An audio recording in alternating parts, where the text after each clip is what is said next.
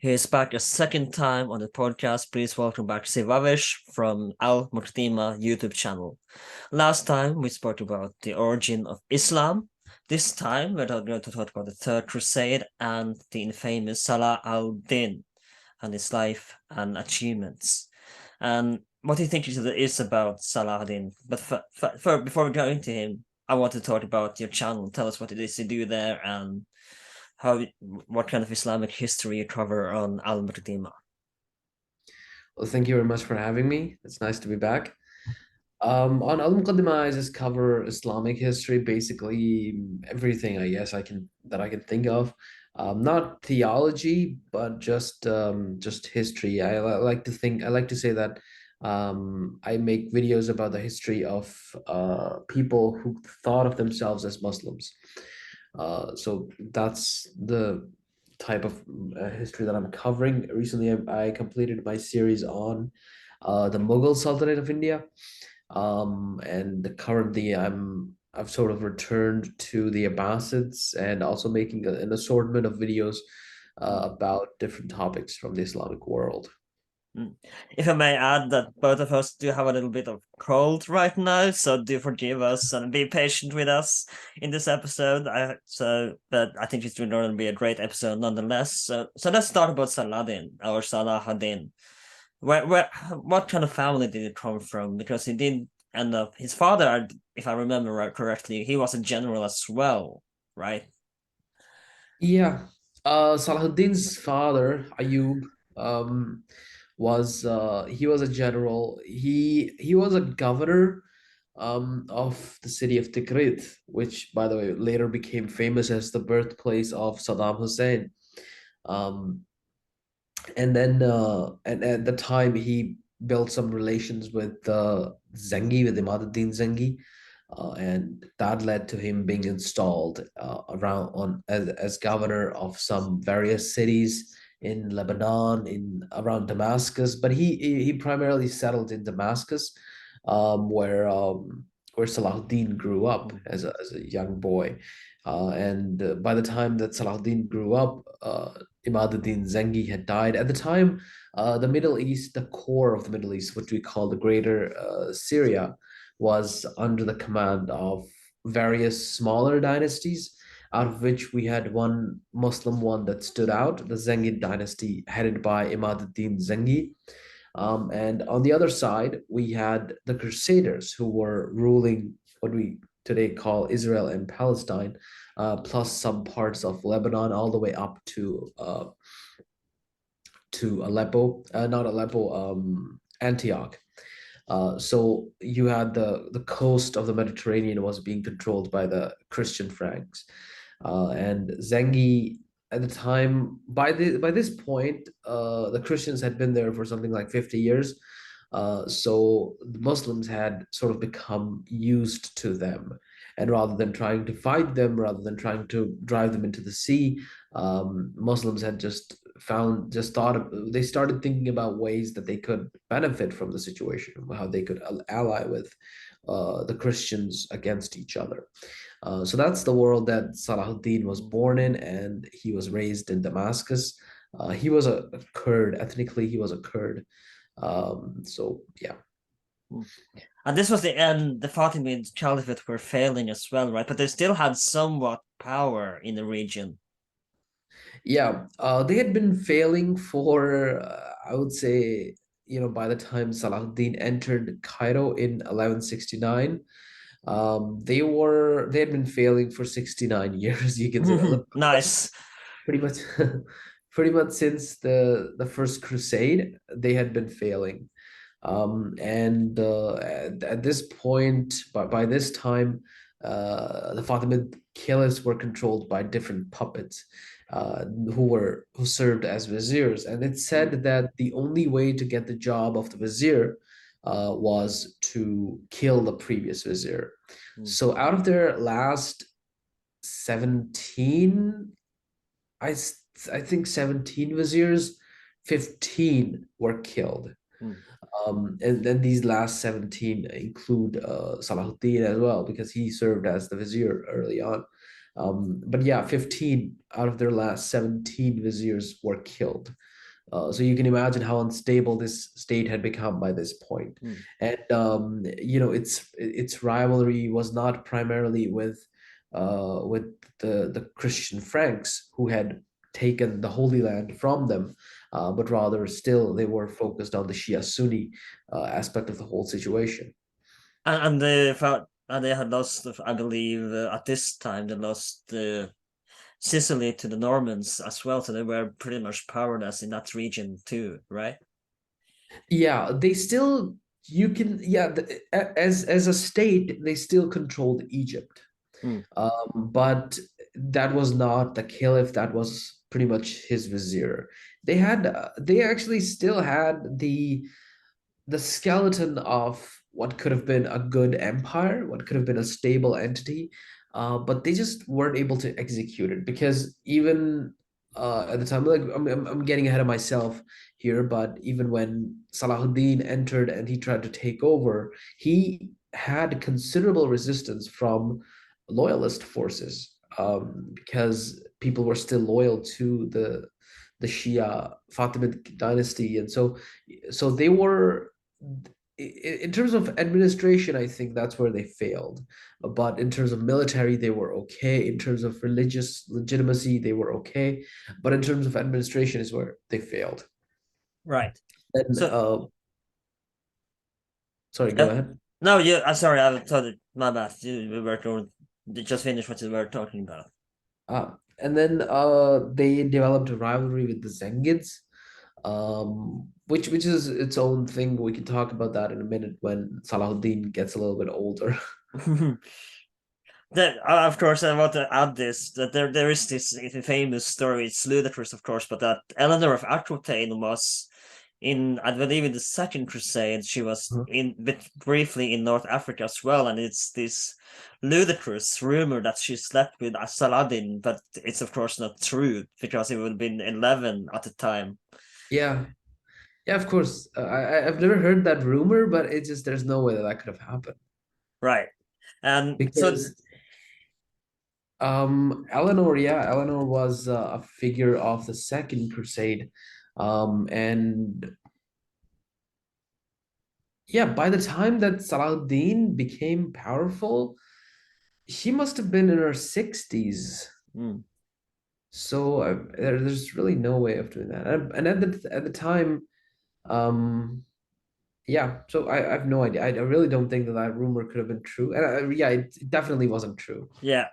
So of course, let's begin with his childhood, and because I believe he did campaign with his father, if I remember correctly, for briefly as well.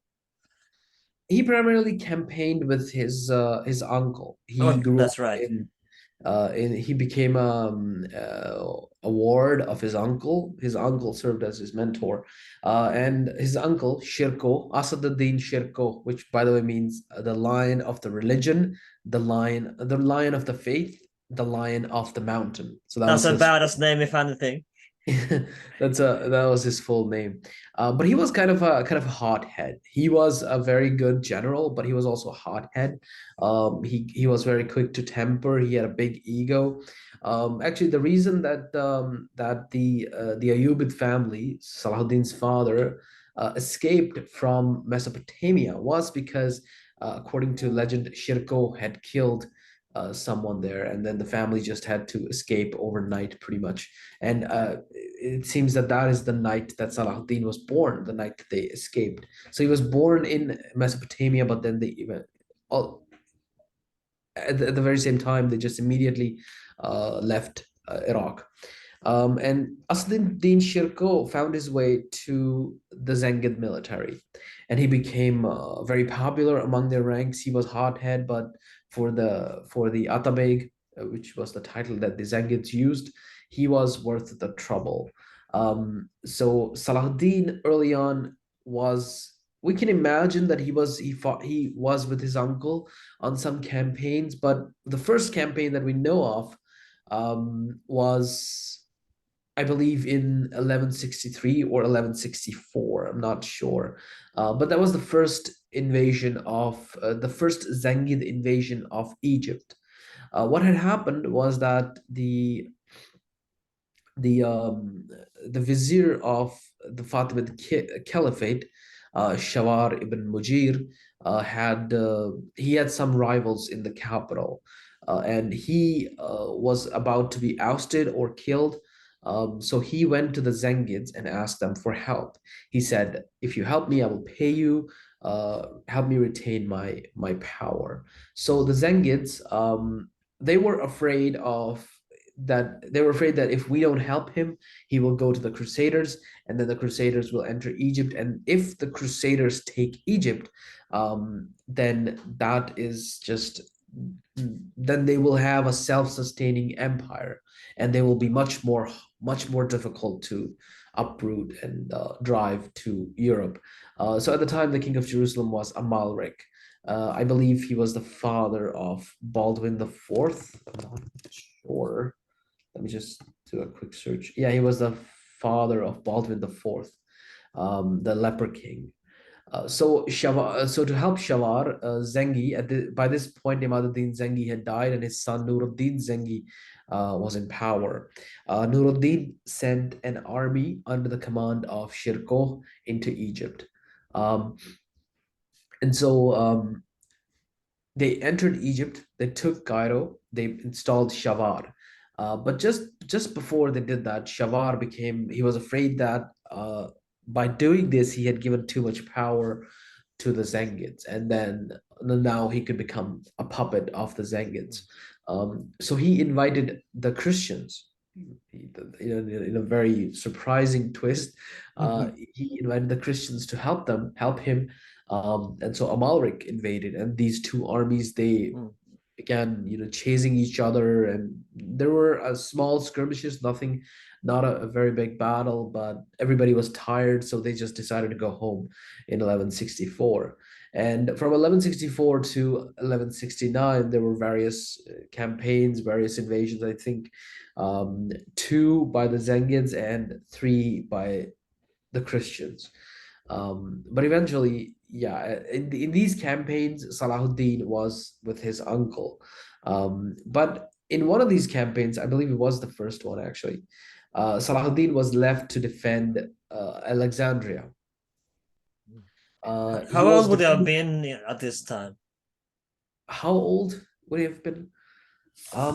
In his 20s. I'm not. Let me just do a quick calculation. Yeah, he was like 25, 26. Hmm. So his uncle saw something in him. He saw potential in the boy, and started to train him to become a general one day. And he even began trusting him with command. At this point, this is the first campaign in which we know that Salahuddin had a decent role. He was given the task of defending Alexandria while his uncle went out during that campaign. But however, he was besieged by the Christians and Shawar, and he put on a formidable defense. Um, which led to him become something of a rising star within the Zengid army, because he was young and still he was able to defend against such an overwhelming army. But the result of these invasions until 1169, for these 5 years, the result of these invasions was always inconclusive. There were small skirmishes, there was a siege or two, um, but no territory changed hands, and it was nothing significant. Everybody just always was just like, yeah, we're tired, let's go home. So everybody tried to find a way to make peace at the time. But yeah, this is where we see Salahuddin at first uh, becoming a general. Mm. And if I remember correctly, they soon later on will he begin working for the Fatimids on their side, and they eventually, of course, turns against them, and he is the reason for their their fall eventually. But he does begin working for the Fatimids in the beginning. Yeah, so in 1169, Nuruddin Zengid sent an army to just resolve this conflict. And Shirko, like I said, Shirko was he was kind of egotistical, and he was very angry at the fact that over 5 years he had not achieved. He had invaded Egypt twice already, and he hadn't been able to achieve anything. So in 1169, they invaded Egypt. Sorry about the cold again. So they invaded Egypt in 1169 and they took over Cairo. They this time they didn't come with Shawar, they didn't come with anybody in the court. They just came as pretty much as invaders. And their defense was their claim to legitimacy was that Shawar had allied with the Christians, the so-called enemies of Islam. And so yeah, so we have to fight him, we have to oust him, we have to bring back Islam into Egypt. And so they invaded Egypt. And the Caliph, the Fatimid Caliph, he really had no power, and Shawar was gone, and Amalric was either dead or dying. Um, no, Amalric was actually alive at the time. So they were just able to take Egypt and Cairo, and Shawar had made the mistake of burning parts of Cairo to make sure that Shirko would have a harder time taking it. He had burned parts of Cairo, so you can imagine that Shawar had become very unpopular in the city, and parts of the city welcomed the army as liberators, but parts of the city did not like the fact that they were Sunnis, because there was a significant Shia population, and even those who weren't Shias, there were many structures of the Shia faith within Egypt, within Fatimid Egypt. So um, that was everywhere. And so in 1169, when Salahuddin and Shirko entered, the Caliph greeted them, and then eventually the Caliph installed Shirko as his vizier. So at this time, um, technically, for those keeping track, Shirko had two masters. One was the Shia Caliph, and then the other was Nuruddin Zengi. Now, there was no one above the Shia Caliph. He was the authority. I mean, other than God, there was no one above the Shia Caliph. But Nuruddin was technically a servant, as he said himself, to the Sunni Caliph. So at this time, there was an indirect sort of a funnel of power. And so he was serving two people. Shirkoh, if he had lived long, it's possible he would have challenged Nuruddin Zengi. Based on their personalities, we can imagine that would have happened. That could have been possible.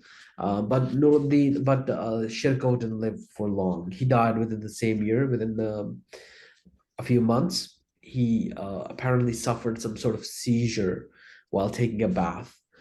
So he died in 1169, and at that point they had to choose the caliph, the Fatimid Caliph, had to choose a new vizier, and he chose, well, none other than Salahuddin himself. At this point, I forgot to mention, at this point Salahuddin was actually known as Yusuf, because Yusuf is his given name. So Salahuddin was a title, and we actually don't know when he took the title of Salahuddin. It was either when he became vizier or either when he became sultan. So sometime around that. And Salahuddin at this point became vizier. The reason that he was chosen was because he was rather young, and he didn't seem to have much experience in warfare. He was just bless you. Thank you. He was just a subservient of his uncle. So everybody thought that he was just a child. Well, he wasn't exactly a child, but everybody thought that he was inexperienced, and so there was yeah, the caliph chose him. At this point, it seems that the Fatimid Caliph was not entirely a puppet, because of the way that this whole thing turned out, and because over the next 5 years, as Salahuddin would dismantle the Shia state, we can imagine that the caliph was not exactly as weak as, a puppet, the term puppet implies. But in any case, Salahuddin became vizier of the Fatimid Caliph, and he began dismantling the Fatimid state. Now, we talked about how viziers were murdered almost all the time. Did Saladdin fearful for his life at this point, and was he confident that he would do a well enough job that he would not be murdered like the other viziers? He was confident. Yeah, at this point, actually, when he becomes vizier, we see him almost change entirely as a person. Before this and after this, his reputation, is that of a very very nice guy, a very calm, collected mind, a chivalrous man. But at this point, he was quite ruthless. Later on, he would forgive entire armies. He would let people walk. Mm, He would go. He would, you know, not conduct massacres where anybody else would have conducted a massacre.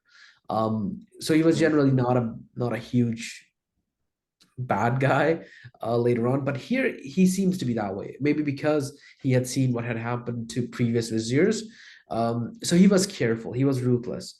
He began dismantling the Fatimid state, like I said. But at this time, he had many other elements that he had to bring together. Shawar had escaped Cairo when the army had entered in 69. So he was captured. He was killed, and he and there was this event known as the Battle of the Blacks. That could have either been a revolt or could have been something incited by Salahuddin himself. We don't know. On the Shia sources, we hear that that it was a pogrom that Salahuddin had arranged for them to riot so he could kill them. But it's also possible that he didn't plan any of that. So there were around 50,000 African Nubian soldiers in the caliph's military, and that was a pretty decent military. I have no idea. We read about these numbers. I don't know if they're exaggerated or something, but 50,000 men, they should have made the caliph much stronger than he was. So maybe the numbers aren't mm. all that accurate. It could have been around 20,000. But whatever the case was, they began moving against Salahuddin. They resented Salahuddin for having brought his Syrian army, for having brought his Sunni army, and having become what in Rome would have been called the dictator of Egypt. So he either incited them or they just went to it on their own, but they revolted. And then there was battle, there was fighting within the streets of Cairo for a day or two. And eventually the Nubians were defeated, and they were sort of dispersed and sent to various parts of the empire. So yeah, at this point we start seeing him. There was also another guy called Mu'tamin al-Khalifa, who was the sort of chief administrator of the empire, at least of the palace. Salahuddin had assassinated him as well. So that had been actually the event that fired up the Battle of the Blacks, that led to the Battle of the Blacks. So we start seeing Salahuddin become ruthless within just 2 years. In 1171, by this point, Salahuddin had just within just 2 years, he had brought down the Shia pillars, so-called pillars of the Egyptian society. Mm. He had converted some of their schools, some of their universities. He had founded new schools. He had replaced high-ranking Shia officials with high-ranking Sunni officials. So at this point, we start seeing that. In addition to that, in 1171, he replaced the name of the caliph in the khutbah. In the Friday sermon, uh, the the imam, the person who led the prayer, is supposed to give a sermon, and in that sermon he acknowledges who the caliph is.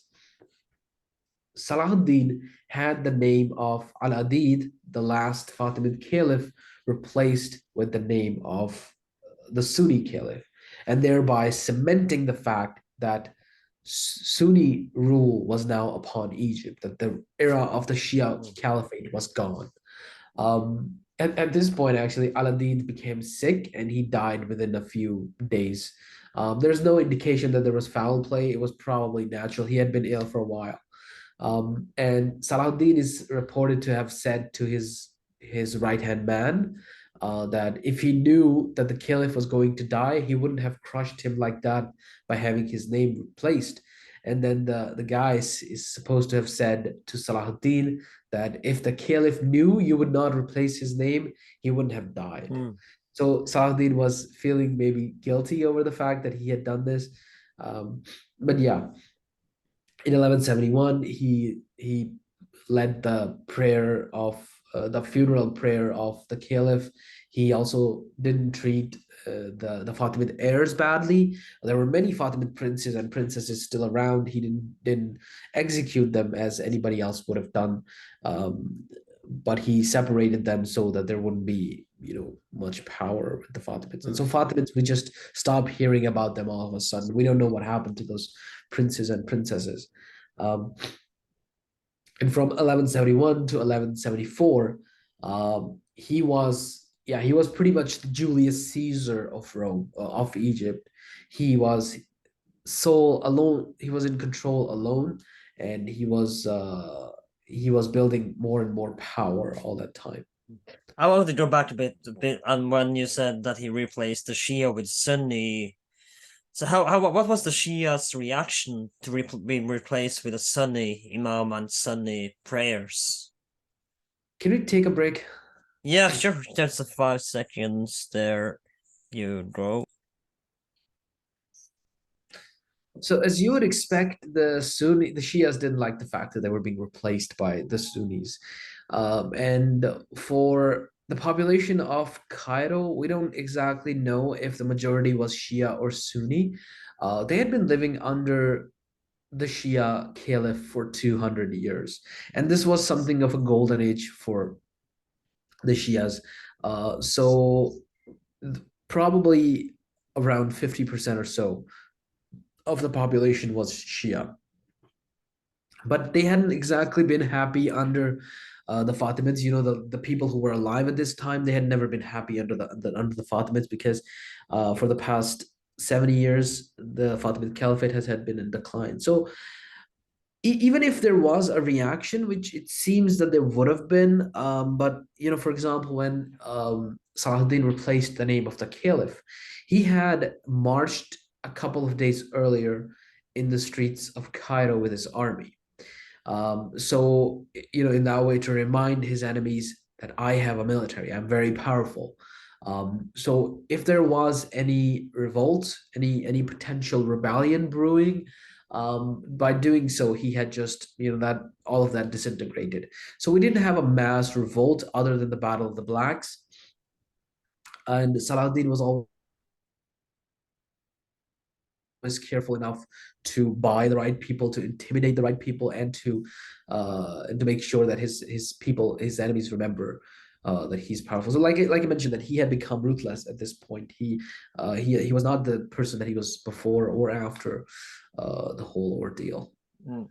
So let's talk about 1174, which is kind of the turning point for Saladin when he enters Damascus. So that marked the true end of the Fatimid Caliphate. The Fatimids had pretty much ended out in 1171. And at this point, Salahuddin was not the, I guess, the Sultan of the Egyptian Empire. He was not the head of anything at this point. He was still the vizier. He had not declared himself a sultan or anything like that. He was still subservient to Nuruddin Zengi. And Nuruddin Zengi was starting to get skeptical about him now. So he would send administrators into Egypt to make sure that, Saladdin was actually paying a tribute, a tax to Nuruddin Zengi. So between 1171 and 1174, Nuruddin was quite skeptical. He would send people to check up on Egypt and to make sure that there were no problems, to make sure that Salahuddin was still complying with Nuruddin's orders. And Salahuddin was, to a large extent, he never tried to overthrow him, and there's no intention, no indication that he would have wanted to. Eventually, it's possible that that would have happened because Egypt was very powerful, and Salahuddin, as a result, was very powerful enough to meet Nuruddin in battle as equals. Mm. But Nuruddin died in 1174. Mm. He he seems to have had an accident while he was playing polo. So he died in 1174. And at this point, the Syrian Empire, the Zengid Empire, went into a tailspin. Um, he was succeeded by his young son, and I mean young. He was either 9 or 11 at the Mm. time. But this wasn't uncommon though, generally in medieval age at this time, that such a young lad would become ruler of a kingdom and have a regent under his name, or maybe it was quite normal. Maybe not normal, but it wasn't uncommon that it would happen. Yeah, but an empire under a regent was never as powerful as it could have been under Mm. someone who was Of strong. course. And Asale was not strong. The regent, his regent, who has a very, very Turkish name that I keep forgetting, Gamuştagin. Gamuştagin tried to hold on to power. He, in obviously in Asale's name. And at this point, Salahuddin invaded parts of Syria. His claim to power was that he wanted to unite this. He didn't have a pretension or anything. He believed that he wanted to unite, and he actually, from his actions, it seems that he didn't believe that he wanted to unite Egypt and Syria to be able to drive out the Franks. So this Mm. was, in his eyes, or maybe just for legitimacy, this was a very religious war that he was on, and for that he needed Syria. So by this point, he began attacking parts of the empire, and the Zengid Empire had itself sort of entered a succession crisis because we had Nuruddin's nephews in Mosul and Aleppo and some other places. They declared themselves independent, and so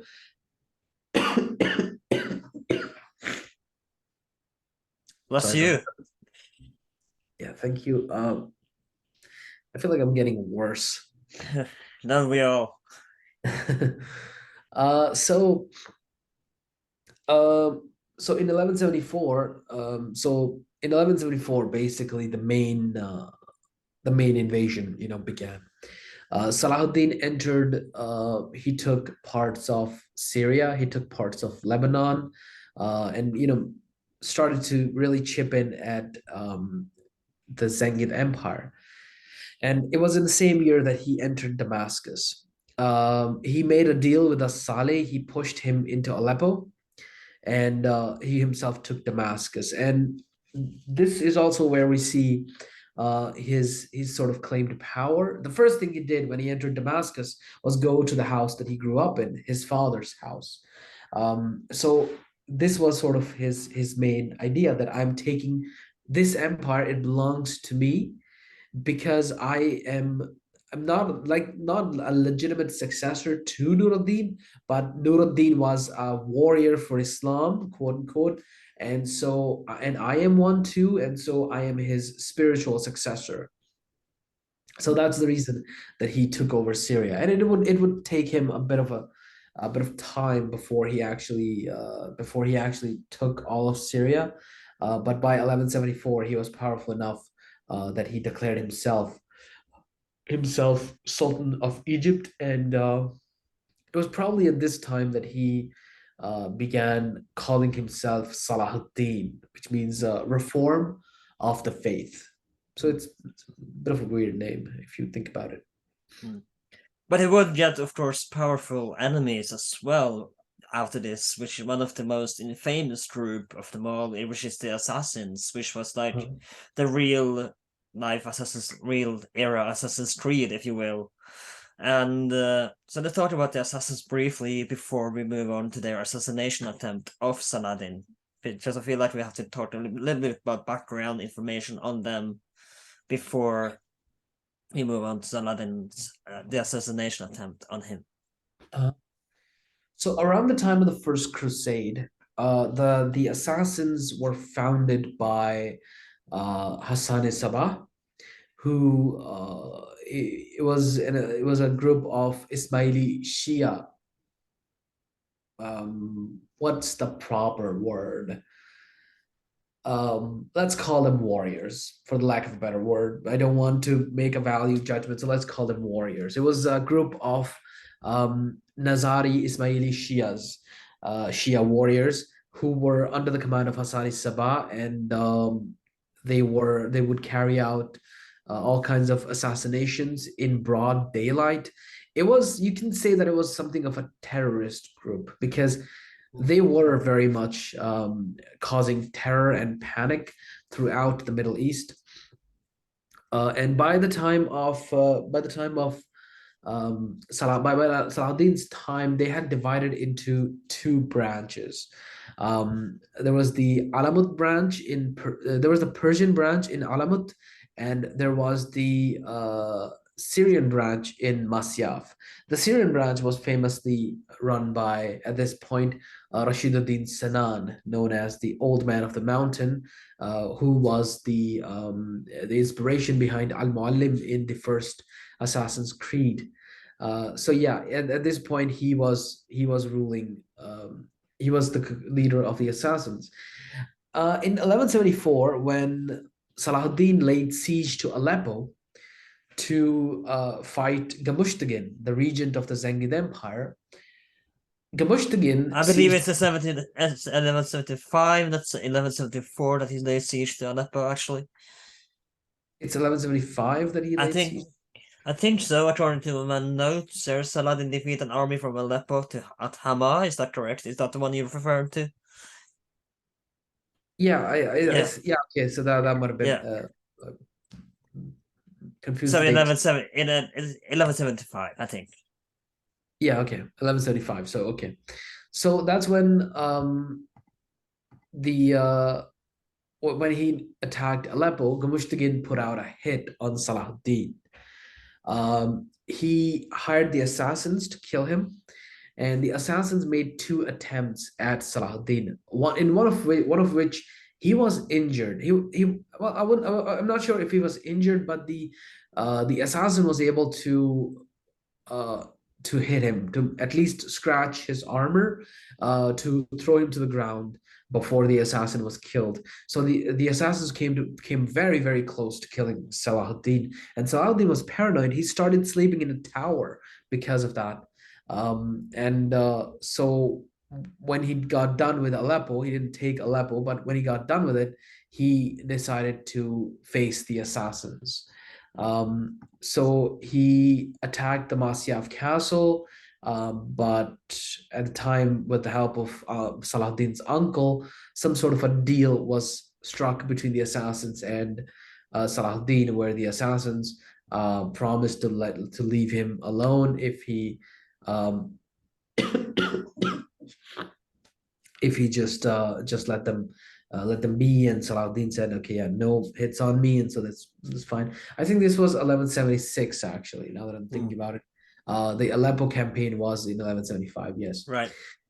So he struck a deal with the assassins at this point, and then he returned to Cairo. His mission, I guess, in Syria was complete, and now he returned to Cairo as a sultan, as the ruler of pretty much of Syria, pretty much of all of Egypt.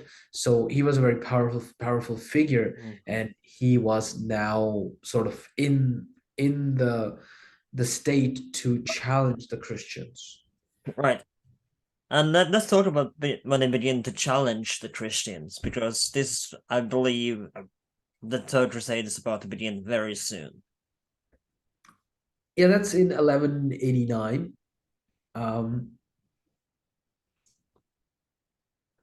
And we're currently in Right, we're currently right. talking I may 76. have gotten a little ahead of myself here. So let's begin when you talked about when he does challenge the Christians. So at this point, Baldwin the Fourth, the leper king, was in charge of Jerusalem, and there were starting to skirmishes between the two were starting to become a regular thing. Saladdin raided Jerusalem, parts of Jerusalem, and he actually lost. He actually had pretty much up to this point the biggest defeat of his career in a battle called the Battle of Montgisard. I'm not sure how to pronounce it, but it's called the Battle of Ramla in Mm. Muslim sources, so I'll just call it that. This was in 1177, and Saladin's pretty much entire army was destroyed at this point. And Saladin was routed, and he went back. He began began thinking about how he's going to do this, and he realized that he needed something on within the Golan Heights. Mm. So at this point, there was this place known as Jacob's Ford, which, by the way, is the place where Jacob became Israel. So, you know, the biblical story about Israel, that's the place where that happened. And it's a very fascinating fort. So Baldwin started to build a fortress at Jacob's Ford because this was a place from where you could enter Jerusalem quite easily. You could enter what was called Palestine then. Today, I guess it falls under East Bank, actually, not Israel. So at Jacob's Ford, Baldwin started to build a fortress to be able to defend against any possible invasion from Damascus onto Jerusalem, because this was Saladin's aim. The Saladin just wanted Jerusalem. He wanted Mm. to drive the Crusaders out. So from Damascus, he could easily march an army down to Jerusalem through Jacob's Ford, and as a result, Baldwin started to build a castle there. Salahuddin was worried about it, and so instead of trying to fight, he actually made an offer. He said, "I'll buy it from you," but the offer was too low. It seems that Baldwin was interested if the price was right, Mm. which is just weird. You know, you were building this fortress, and you're building this fortress, and specifically to defend against Saladin, and now you're selling it to Saladin. That Mm. just seems crazy. Imagine how the workers must have felt building all this fortress and making it feel like it was for nothing. Yeah. So Salahuddin decided to attack Jacob's Ford in 1179. At this point in 1179, he attacked Jacob's Ford, but well, actually, he was able to take it. Sorry, I keep confusing things in my head. So in 1179, he was able to take Jacob's Ford, and he conducted pretty much a massacre there. Mm. The fort was abandoned, and when it was opened up by archaeologists, um, what is it, like 800 years later? Uh, they still found bodies of people Mm. with arrows in them. They found donkeys that were used in the castle. So it was pretty much in the very same way that it had been after the battle. So for 800 years, it was not touched. Plus, in 1204 or six, there was an earthquake in the area, a massive earthquake, not unlike the one that we recently had in Syria and Turkey, and it shifted half of the fort north. So there's a huge gap between half of the fort. It's said to be a mind-blowing sight that I really hope to visit someday. So this was sort of a time capsule of that battle. And here we see Saladdin conduct brutality. He killed everyone that was captured.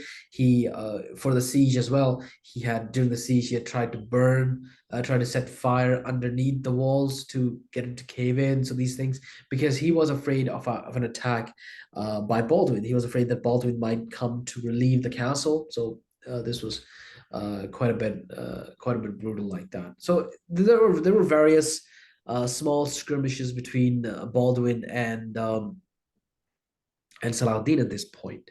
But then we also get a different character, and we'll talk about him in a minute.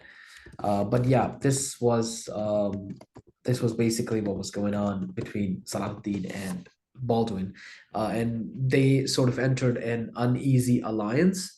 Um, well, I wouldn't say, sorry, I misspoke. Not an alliance, but a truce. They entered an uneasy truce. But then there was a third character who entered this situation who started to rile the whole thing up, and that was Raymond of Chatillon. So let's talk. Where did he come from, and how does he enter the picture in the world of Saladin? So he seems to have been an adventurer of some sort from France, and he seems to have come to the Middle East during the Second Crusade, and he married the lady of Antioch, Constance, and who, by the way, was the daughter of Bohemond II.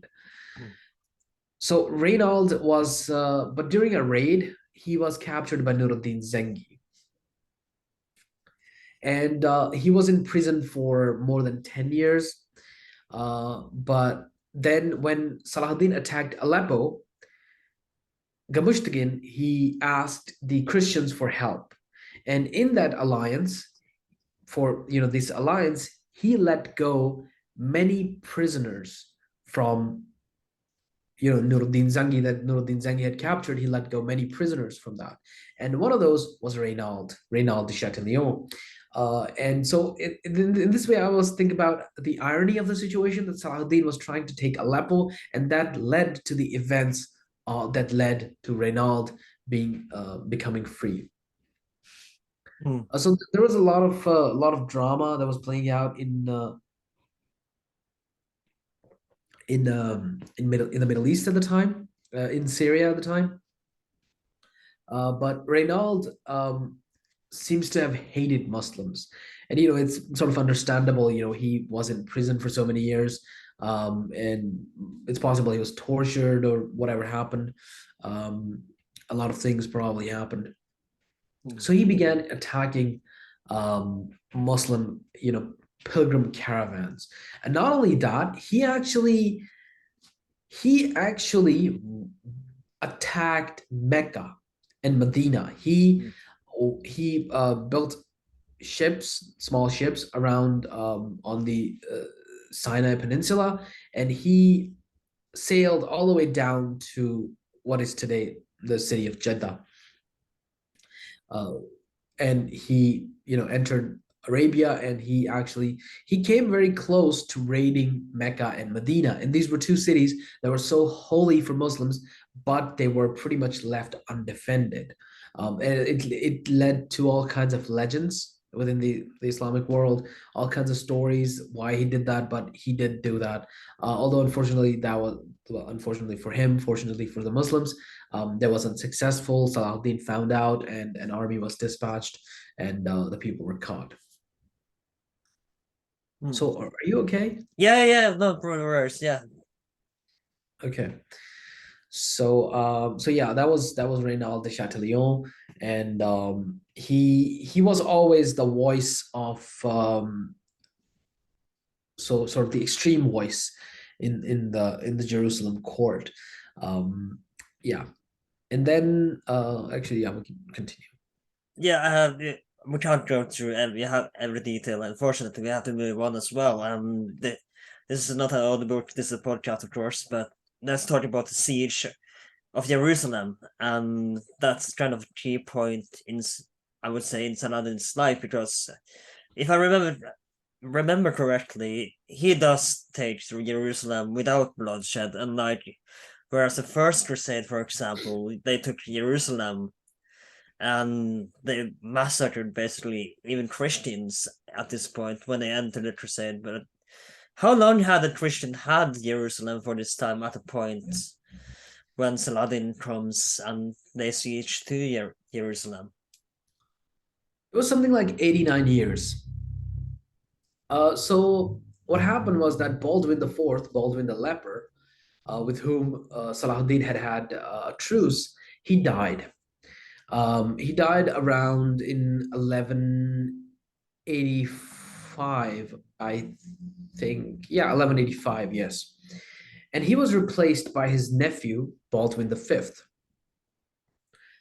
In the appointment, or in the coronation, ascension of Baldwin the Fifth, um, two people had played a very important role. First had been Guy de Lusignan, Mm. who married Sibylla, Baldwin's mother, to sort of make her position stronger. And the second had been Reynald de Chatillon. So there was this alliance of Reynald and Guy de Lusignan. Between these two, there was an alliance. And then when Baldwin died in 1186, Sibylla became the queen, but she immediately abdicated in favor of her husband, by thereby putting Guy de Lusignan on the throne of Jerusalem. Now, Guy was the king of Jerusalem, and his right hand man was Reynald de Chatillon. This is the part that has been so wonderfully captured in the Kingdom of Heaven by what's his name, the guy who directed I had a Gladiator, Ridley Scott, yeah. Ridley Scott. Yeah. So yeah, and at this point, the rivalry between the Egyptians, Saladdin, and Jerusalem starts to fire up again, and this all comes to a head in 1187 at the Battle of Hattin. The Battle of Hattin was quite complicated, but the result was that the Crusader, the Frankish army, the Christian army, was obliterated at the battle, Mm. and Saladin won, and Reynald and Guy were captured. According to Arab tradition, if you offer a prisoner water, then that means that he can expect you to be nice to him, that he's not going to die. That's basically saying, I'm not going to kill you. So Saladin offers water to Guy, and Guy drinks a little, and then he hands it over to Reynald. And Saladdin becomes enraged at the fact that this had happened. Now, it's possible that Guy didn't know the tradition. He just thought that he's giving us water, and because it was so hot, and the heat had played a vital role in the destruction of the Crusader, of the Frankish army. At this point, Salahuddin gets angry and kills Reynald. And there was never going to be any pardon for Reynald, because of the things that he had done. I mean, of course, he had tried to attack the holiest places in Islam. He had killed people. He had massacred entire caravans. So there was no way that he was going to be forgiven. But Salahuddin took Guy as prisoner, and he allowed a lot of prisoners to leave, to just go, just walk away from here, and then later when he took Jerusalem. And then in the same year, Salahuddin began marching on Jerusalem itself. Sorry, give me a minute. Oh yeah, never. Confirm the years, because I keep messing up years in my head. Uh, And what year are we at now? Is it just a second? We are in 1188, right? 87. uh-huh. Yeah. So yeah, 1187, the 2nd of October, 1187 is when Jerusalem capitulated Mm.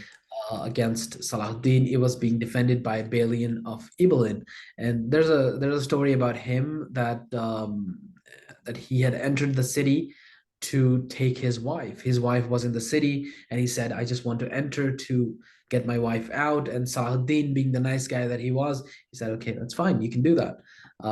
And so he let him enter, and then when he entered, he just said, "Okay, I'm gonna defend the city now." He did a pretty good job, but Saladin was able to take Jerusalem in 1187, and that triggered the Third Crusade. Mm. The news of that reached Europe remarkably quickly. And so immediately, everybody started to mobilize. Everybody started to get their men together. In England, there was the Saladin tax, which was collected on things and pretty much everything, to be able to raise money against for the Third Crusade. There is a story that Richard Lionheart would say that he would sell London if he found the right buyer as well. Yeah, which is ironic because he didn't spend that much time in England. Hmm. He didn't even speak English. Well, not He English, was but he was more or less a mama's boy, if you will, because he spent a lot of time not with Henry II, his father, but with Eleanor of Aquitaine. He was more or less with her and raised by her in I believe it was Aquitaine. yeah. And he just spent most of his time in France. He only spoke French, Hmm. which is so weird because he's considered to be this big chivalrous, no, not chivalrous, but sort of the quintessential English knight. Hmm. But he didn't even speak the local language. He spent very little time in England. Hmm. So in any case, by this point, Salahuddin had taken he started to expand his grip. He took Ascalon, he took some other, but he had taken Ascalon before actually. Hmm. But yeah, he started to expand to complete his mission of pushing the Christians. I keep saying crusaders, I mean Christians, the Christians out of the Holy Land once and for all. And the last place in that was Tyre. Tyre was the last city on the coast of Lebanon that he had to take. But unfortunately, Tyre was being defended by the very men that Saladin had allowed to walk out of both Jerusalem and Hattin. He had allowed a lot of prisoners from Hattin to go, be free. He had allowed a lot of people from Jerusalem to walk away. And so Tyre was now being defended by them. And there was a lot of criticism against Saladin by his own army that he had effectively arranged for the defense of Tyre himself by providing all these soldiers. And at this point, Tyre was being defended by Conrad the First, Conrad of Montferrat. Montferrat, I think it's pronounced. I don't know how to pronounce these French names. So, Does anyone who doesn't speak French? no, I don't. I would never speak French. I don't know if you want ahead of this, but there is something. If this is after the siege of Tyre or not, but there is something I want to mention as well, which is perhaps one of the most brutal parts of the Third Crusade, which is the massacre at Acre. So I would like to talk a little bit about the massacre of Acre because I think it's one of the most ruthless things that Richard the Lionheart did during the Third Crusade.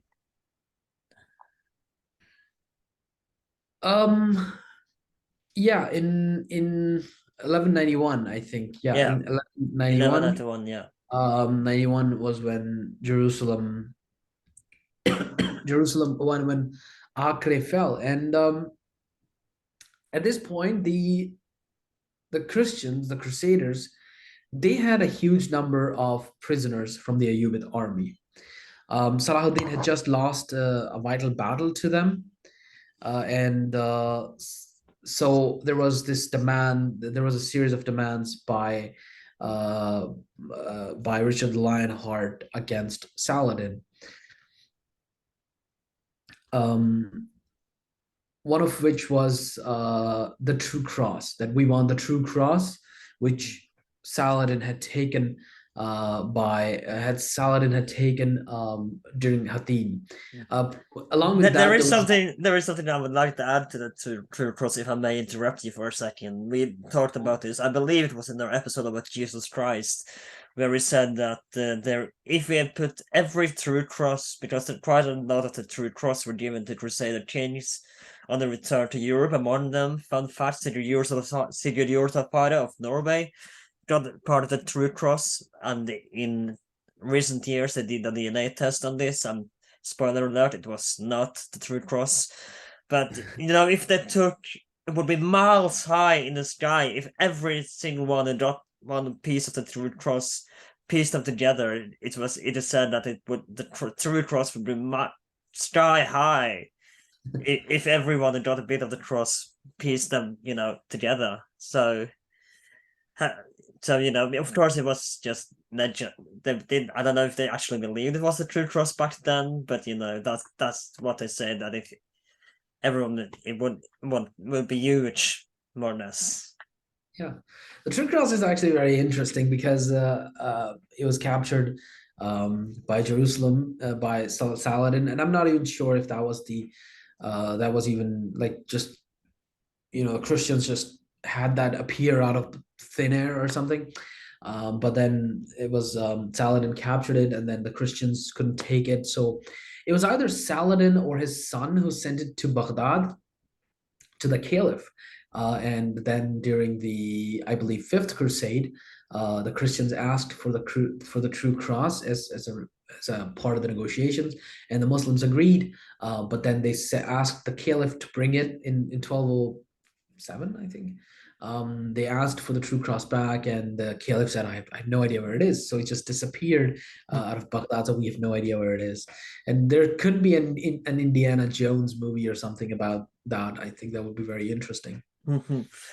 And then, yeah, let's go back to the massacre of Acre and the massacre of the Muslim. So we did derail a little bit there, but I want to finish the massacre of Acre because it is an important event, I think, in the Third Crusade and Saladin's life. It must have been, because it just sounds so traumatizing. Yeah, it was unnecessarily brutal on Richard's part. I think Saladin didn't do anything unnecessarily brutal in his whole life, other than the Battle of the Blacks. And this is used as an example often to contrast Richard and Saladin, and in general Christians and Muslims. I don't agree with this simplistic narrative of Christians being the bad guys or the evil guys here, and Muslims being the good guys. But this is often used as an example. One could So say they were the victims of this particular massacre. in general. One could say they were the victims of Crusades. Well, yeah, but the whole thing was started by Muslims as well. Yeah, true. But yeah, of course, if in the movie, the Ridley Scott movie, there's a dialogue about that. Bailey Nafibalin says that we are here, they're here answering, they're here for the revenge of an offense that we did not give. But now we have to pay for it because 89 years earlier they had conducted a massacre. Christians had conducted a massacre, and no defenders of Jerusalem in the Third Crusade were actually part of the massacre, but they had to pay for it now because they were Christians. Um, so yeah, the massacre at Acre uh, was around 2,700 men, prisoners. So they had been captured in a battle earlier, in one of probably Richard's biggest, Saladin's biggest defeat. Um, so Richard asked for the True Cross. He asked for 100,000 gold coins and some other things, including prisoners, I think. And for Saladin, giving the true cross was kind of a bad thing, plus all that money. So it was not really a win-win situation for him. There was a deadline. A deadline was set for the exchange, but Saladin failed to meet it. And to pressure him, Richard decided to start like the army, the Muslim army could actually see this whole thing. And so he decided to have his men um, uh, taken to a small hill. All these 2,700 Muslims, he decided to have them taken to a small hill, which could be seen by Saladin's army. And so they decided to slowly start to behead all 2,700 men, Mhm. these prisoners. This was not something that Saladin would ever do. This was not something that that had would have been done before. But Richard decided to do that, and that was really, really, I think, brutal. It must be one of the biggest atrocities committed in the Crusades in general, I think. In the third one, yes, and I mean, in the third one, yeah, I could be said that yeah, it was the biggest one, and there was a lot of blowback from it. A lot of crusaders themselves didn't like the fact that this had been done. Richard's even Saladin's army was not, well, of course they were enraged, but parts of Saladin's army blamed Saladin for this, that you had allowed this to happen by being so nice to everybody. And yeah, because Tyre, like I mentioned, that Tyre was defended um, by men that Saladin had allowed to, had given freedom to. So in some ways, this was starting to blow back on Saladin as well. Mm. Something that we haven't mentioned so far, we talked about this briefly offline, is that I wouldn't, for the lack of better words, there was sort of a not the lack of better word, but there was a mutual respect between Saladin and Richard the First. That they were, I wouldn't say necessarily pen pals, more or less, if that's the word for it, but they did exchange letters, and there did seem to be a mutual respect between them, and there was even talk about perhaps in the next crusade we meet or some, if I remember correctly, that they would, of course it never happened, but both of them would die before that happened. But there was a mutual respect between them, almost a long distance bromance, one would say. Sorry, to add to the last one, I don't want to Yeah. be seen biased, but Saladin in retaliation also killed something like 1,500 Christian prisoners that he had.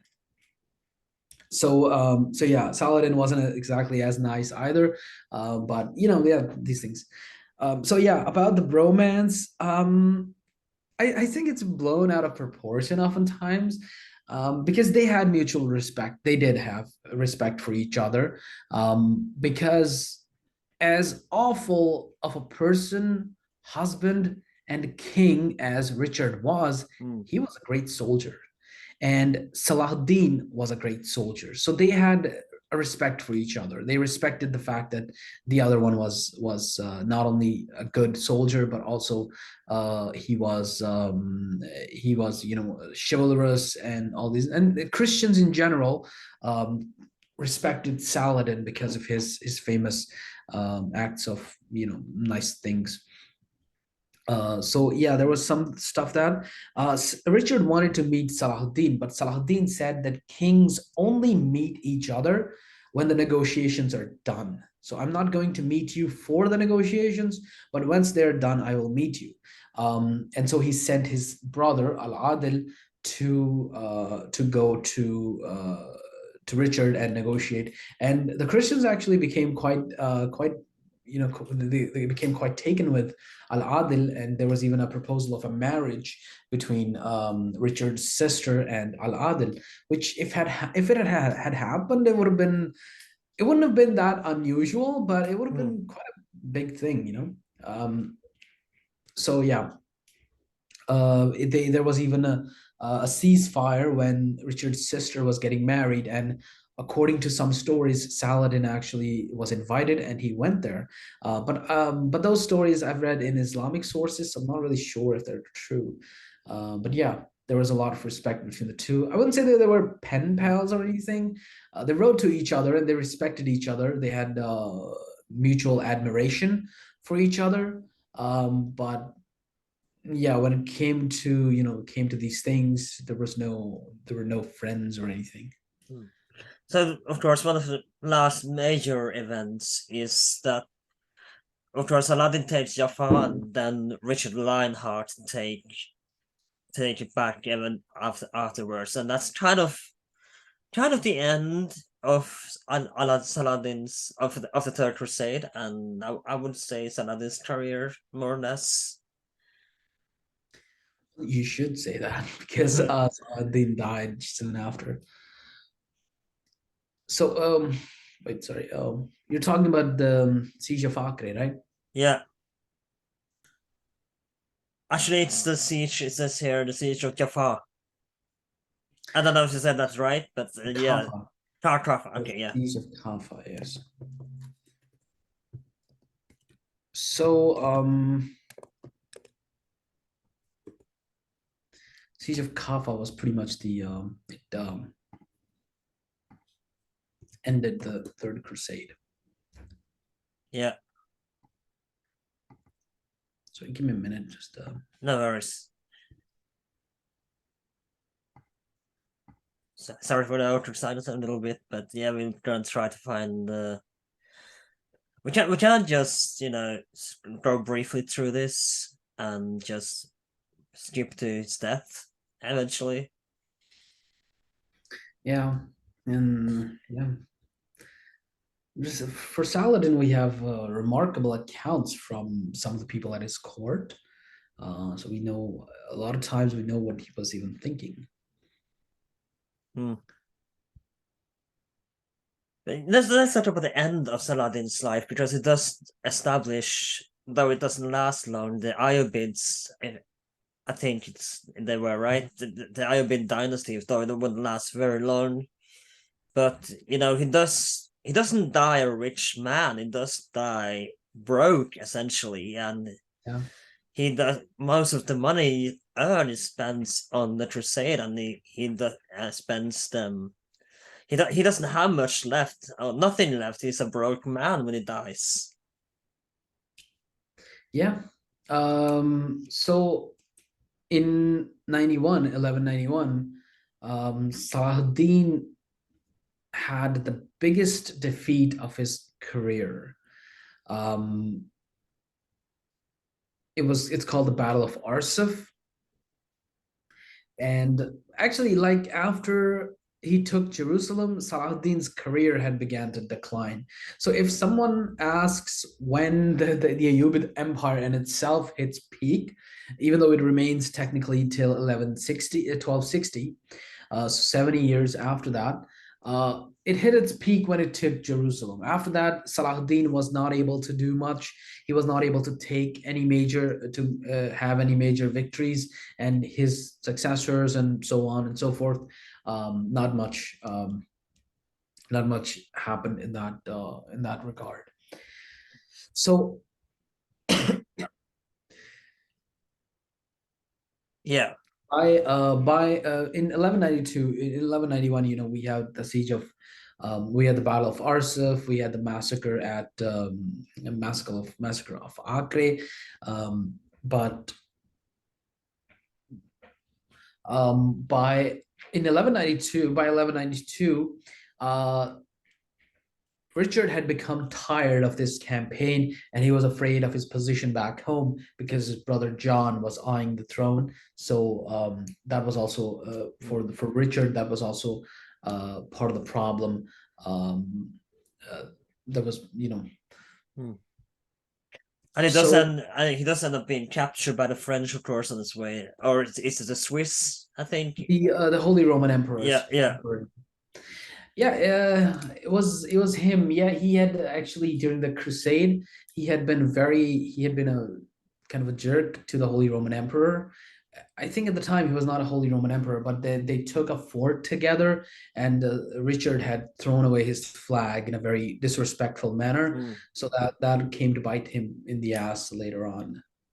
Yeah.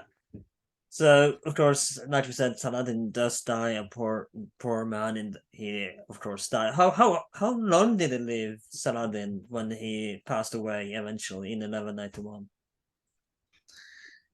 Saladdin pretty much he retired after the Treaty of Jaffa. So he took Jaffa in 1192, and then there was the treaty, and the Third Crusade was wrapped up. That was late summer or early autumn of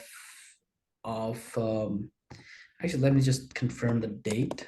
I keep forgetting the dates. Hmm. So Jaffa was taken in August of 1192. Yeah.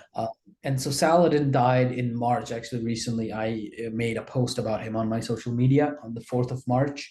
So Saladin immediately retired to Damascus, and he fell ill. He fell ill in the winter, and yeah, he was ill only for a few weeks, maybe 3 weeks, I think. And then he died, and before he died, his son Al-Afdal had begun trying to, secure oaths from everyone. He even wrote to the caliph to appoint him as to, give him official legitimacy. So yeah, but when Saladin died, he didn't have. They say that he didn't have enough money to even buy a coffin. So he had just given everything that he had, and yeah, his death was from chroniclers at the time. They say that since the passing of the first caliphs, the first four caliphs, the beloved ones, the world of Islam had never seen such a sorrowful occasion as Saladin's death. So he was very beloved and in his time, but like many great kings, I don't think that he was able to. He was as great as people like to say that he was, and maybe he himself didn't see himself as that great of a man. He was buried in Damascus, and there's actually a very interesting story that links all that to the German Empire Right. and Yeah. Arabia. When the king, when the last emperor of Germany, Wilhelm the uh, Second. Wilhelm II, visited the Middle East, he went to Saladin's tomb, and he paid for its renovations, and he made a golden wreath to be put there, which is now in a museum in London. I'm not sure which one it is. Because of course it is London. Yeah, of course it is in London. It was there. He installed it. It has German on it as well. It's quite a European thing. So it was sitting at Jerusalem at Saladin's tomb until the Arab revolt during the First World War, when Lawrence of Arabia and the United Arab Alliance attacked Damascus and took it. At this point, Lawrence took it. He stole the wreath and he took it to London because, as he said, Saladin was no longer using it. So now it's sitting there in London. So it's a very interesting. I think it shows also the reputation of Saladin, that after all this time, Saladin was so remembered in the Islamic world and in the Mm. Christian one as well. And I think the Christian one remembered him more than the Muslim one did, because we don't see him being loved in the same way. Like today, he has come back because of the Israel Palestine thing. But whenever there has been a threat of Europeans for the Muslims, during the colonial era, Saladin was revived. But before this, Saladin was pretty much Mm. forgotten. Not forgotten, but he wasn't as important or as revered as he was during the colonial era and as he is today. Mm. And he's featured in several medias, like you mentioned, the movie with Ridley Scott, of course, and he's in a Swedish movie about Arn, the Crusader, Swedish Crusader, and of course he's featured in posters, as John Mann writes about in the end. He's I believe in protesters he's been used as well, if I remember correctly. Mhm. So he is a formidable figure today. Yeah. His reputation, so to speak, is starting to build up. Yeah, he's relevant today because of the colonial era. Hmm. You know, a lot of people saw the colonial era as just another crusade. For the Muslims, there was a huge religious aspect to the crusade, the colonial era. Not so much for the Europeans, but to the Muslims, there was still that thing that Muslims believed. Oh, this is just another one of another crusade. This is just Europeans attacking us again. And so Saladin began to be revived as this great Islamic hero. Hmm. And of course, I think we're going to round it up there. Thank you so much for coming back. It's been a pleasure to have you on. I hope you enjoyed it despite both of us having a little troll. Because it's that time of season, of course, and do forgive us. I hope you enjoyed the episode regardless. Before you go, of course, do you have any social media you want me to put down below? And where, of course, your YouTube channel that you want to promote, I assume, where people can find you. Yeah, just my YouTube channel at Al Muqaddimah. Hmm. I will, of course, put a link to that in the description. This has been Well That Aged Well. My name is Alan. You can find us on Spotify, Apple Podcasts, YouTube, wherever you can find podcasts this day. If you are on iTunes, please write a little review if you like this episode. And you should, of course, check out some other episodes. Among them, our episode, I believe, episode 50 something, where we cover the origins of Islam. And check out some other episodes as well. You're gonna definitely find something you like. My name is Alan. This has been Well That Aged Well. Please like, share, and subscribe. And I'll see you next time.